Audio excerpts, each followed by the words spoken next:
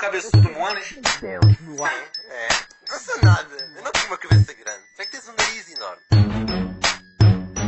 Parece que estou a fazer breakdance no ar. Breakdance no ar.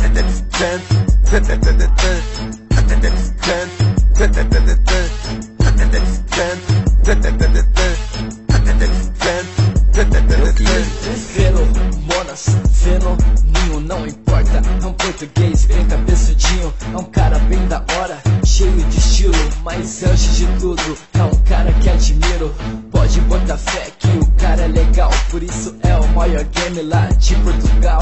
O MINECRAFT é o que ele mais gosta de jogar. E é muito viciado jogando parkour.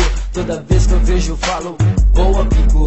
Os moleque que assiste até acha fantástico. Pra mim a palavra certa é fenonástico. A série de Topcraft, a série que eu mais gosto. A preferida por muitos, isso eu aposto. Mas o vídeo não importa, eu assisto todo dia. São dos games representando a fenarquia. Pra quem curte ele, preste atenção. Tem live dele quase todo sabadão.